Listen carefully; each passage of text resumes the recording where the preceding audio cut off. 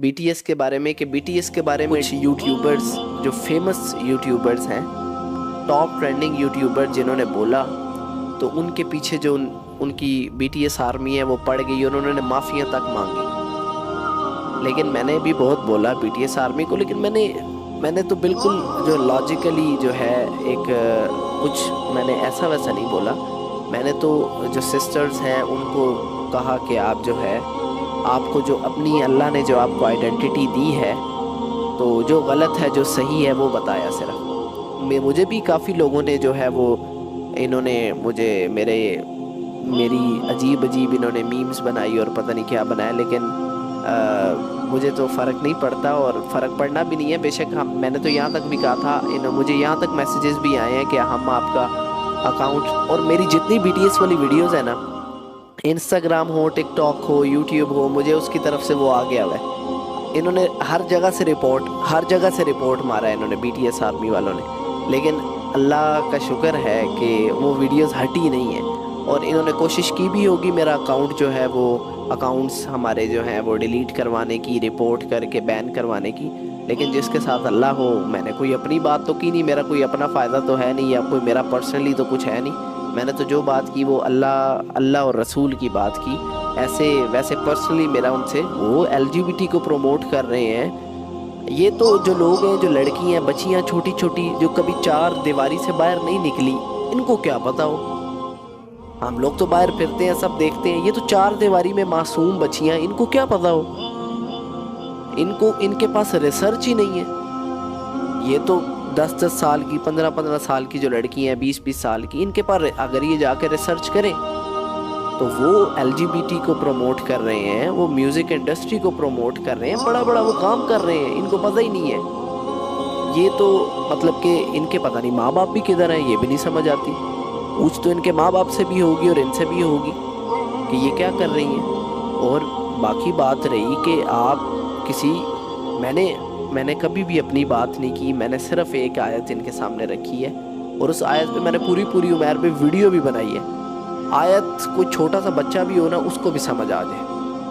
ان الذين يحبون ان تشيع الفاحشة في الذين آمنوا لهم عذاب أليم في الدنيا والآخرة. جو کوئی بھی یہ چاہتا ہے کہ مسلمانوں میں بے حیائی پیدا ہو، فحاشی پیدا ہو، وہ صرف بی ٹی ایس نہیں ہے، وہ آپ کی فلم انڈسٹری ہے، وہ آپ کا بالی ووڈ ہے، وہ آپ کا لالی ووڈ ہے، وہ آپ کا شوبز ہے، پاکستانی شوبز ہے، قطر میں ہے، کویت میں ہے، افغانستان میں ہے، انڈیا میں ہے.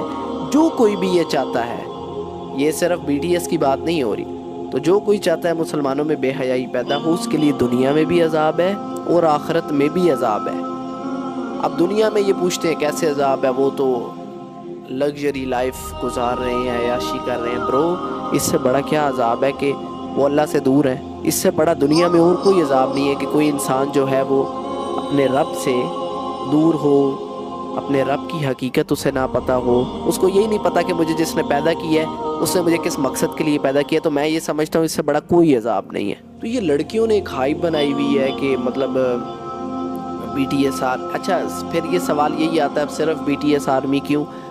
صرف بی ٹی ایس آرمی اس لیے کیونکہ یہ ایک مخصوص ایسی چیز ہے جس کو آپ لوگوں نے ایک ہوا بنا لی ہے، ایک ٹرینڈ بنا لی ہے، ایک آرمی کا نام دے دیا اور اس کو آپ نے بہت جو ہے اٹھا دیا ہے. اور آپ کو یہ نہیں پتا کہ اس کے اندر وہ آپ کو ہی، آپ کے اسلام کے خلاف ہی چیزیں استعمال کر رہے ہیں. ایل جی بی ٹی کو وہ پروموٹ کر رہے ہیں، میوزک انڈسٹری کو وہ پروموٹ کر رہے ہیں. تو یہ ساری چیزیں اللہ نے تو منع کی ہیں.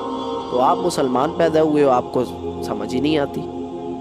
آپ نہیں چاہتے کہ قیامت والے دن جب آپ اٹھو تو آپ محمد عربی صلی اللہ علیہ وسلم کے ساتھ ہو. ادھر آپ اگر ساری زندگی ان کو سپورٹ کرتے رہو گے، ان کو پسند کرتے رہو گے، بی ٹی ایس کو، تو ہاؤ یو کین سے کہ آپ قیامت والے دن جب اٹھو گے تو آپ کو جو ہے محمد عربی صلی اللہ علیہ وسلم کے ساتھ جگہ مل جائے گی، یا آپ کو سلف صالحین، صحابی، تبع تابعین، جو کیا نام ہے نیک لوگ ہیں، ان کے ساتھ نہیں ملے گی جگہ. کیونکہ آپ نے جن کے ساتھ محبت کی ہے، یا جن کو پروموٹ کیا ہے، جن کو سپورٹ کیا ہے، جن کے نام پہ آپ جو ہے وہ ایسے پگھل جاتے ہو، آپ انہی کے ساتھ ہوگے.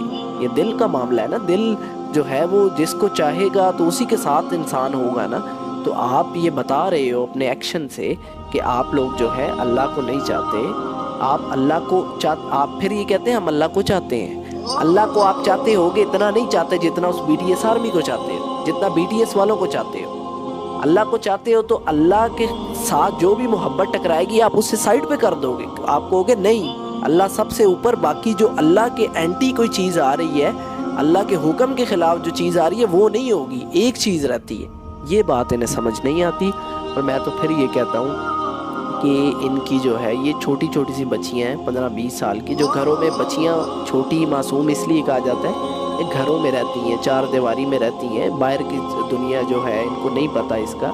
تو پھر اب جو ریکویسٹ ہے وہ پیرنٹس سے ہے کہ پیرنٹس آپ کائنڈلی چیک رکھیں، اپنی بیٹیوں پر، اپنے بچوں پر چیک رکھیں اور ان کو اس فتنے سے دور رکھیں، کیونکہ یہ جو ساری چیز ہے یہ الومناٹیز LGBT یہ بہت بڑا پروپیگنڈا ہے، نیو ورلڈ آرڈر، یہ جیوز اور یہ سارا کچھ اسرائیل، یہ بہت سمجھ ان کو نہیں پتہ۔